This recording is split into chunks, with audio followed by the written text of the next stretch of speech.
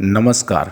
आज बुधवार है, तारीख 28 जुलाई 2021, श्रावण मास, कृष्ण पक्ष और पंचमी तिथि। अगले महीने से बच्चों को लग सकता है कोरोना का टीका।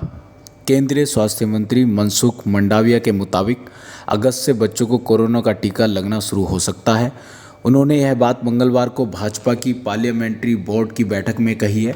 मीटिंग में प्रधानमंत्री मोदी भी मौजूद थे। एक्सपर्ट का कहना है कि कोरोना की चैन तोड़ने और तीसरी लहर की चेतावनी के बीच स्कूल खोलने के लिए बच्चों को टीका लगना बहुत जरूरी है। कल्याण सिंह की हालत नाजुक, सीएम योगी पीजीआई पहुंचे।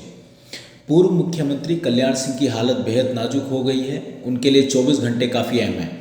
लंग्स के बाद किडनी में भी इन्फेक्शन फैल गया है। बीते 7 दिनों से वह वेंटिलेटर पर हैं।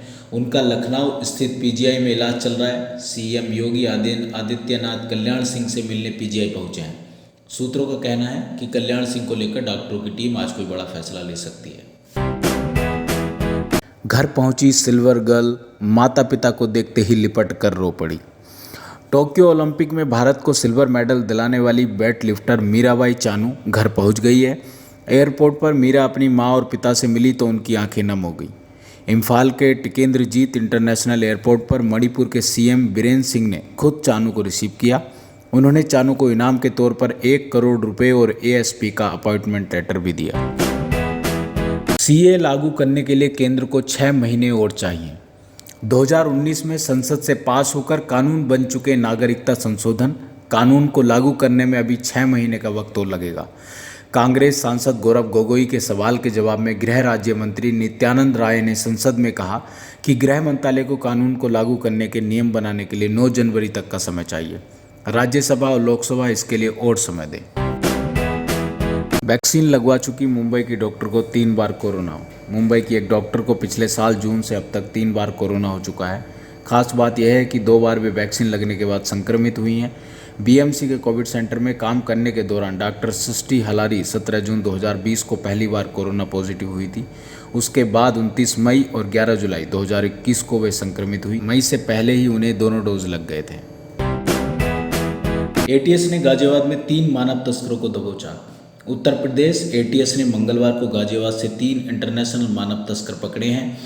इनमें 1 बांग्लादेश और 2 म्यांमार के रहने वाले हैं। रोहिंग्या लड़कियां भी पकड़ी गई हैं।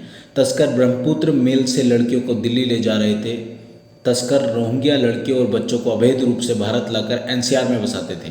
तस्कर महिलाओं और बच्चों की बिक्री के साथ उनका शोषण भी कर रहे थे। मोदी से मिली ममता बनर्जी, बंगाल के लिए वैक्सीन मांगी। 5 दिन के दिल्ली दौरे पर गई पश्चिम बंगाल की मुख्यमंत्री ममता बनर्जी प्रधानमंत्री नरेंद्र मोदी से मिली। मुलाकात के बाद ममता ने कहा कि मैंने उनसे कोरोना के मुद्दे पर बात की। मैंने कहा कि बंगाल को दी जाने वाली कोरोना वैक्सीन की सप्लाई बढ़ाई जाए, हमें आबादी के हिसाब से वैक्सीन मिले। बंगाल को दूसरे राज्यों के मुकाबले बहुत कम डोज मिले हैं। कल्याण सिंह की हालत नाजुक, सीएम योगी पीजीआई पहुंचे।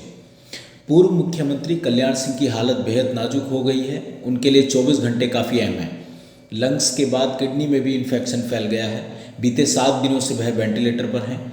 उनका लखनऊ स्थित पीजीआई में इलाज चल रहा है। सीएम योगी आदित्यनाथ कल्याण सिंह से मिलने पीजीआई पहुंचे हैं। विनेश अब तक नहीं पहुंची टोक्यो। भारत की दिग्गज महिला पहलवान विनेश फोगाट ओलंपिक के लिए अब तक टोक्यो नहीं पहुंच पाई हैं। उन्हें 5 अगस्त को पहला मुकाबला खेलना है। दरअसल विनेश हंगरी के बुडापेस्ट में ट्रेनिंग कर रही थी। वे वहां से फ्रांस के फ्रैंकफर्ट पहुंची थी। विनेश को फ्रैंकफर्ट से टोक्यो के लिए फ़्लाइट पकड़नी थी, लेकिन वे ऐसा नहीं कर पाई। उनके यूरोपीय संघ के वीज़ा की अवधि एक दिन पहले ही खत्म हो गई थी। विनेश फोगाट कुश्ती में भारत के लिए गोल्ड मेडल जीतने की प्रबल दावेदार हैं। आज से बोली शिल्पा, तुमने परिवार को बदनाम कर दिया। पोर्नोग्राफी केस में राज कुंद्रा की गिरफ्तारी के बाद उनकी पत्नी शिल्पा शेट्टी से क्राइम ब्रांच ने पूछताछ की। सूत्रों के मुताबिक 23 जुलाई को टीम कुंद्रा को लेकर उनके घर पहुंची तो शिल्पा ने राज से कहा इस केस की वजह से परिवार की बदनामी हुई है, जिसके कारण उनके हाथ से कई एंडोर्समेंट और बिजनेस डील्स निकल गई हैं। कोर्ट ने कुंद्रा की न्यायिक हिरासत 14 दिन बढ़ा दी है। फिर से कुछ नई ताज़ा खबरों के साथ हम वापस लौटेंगे। तब तक देखते रहिए चैलेंज न्यूज़।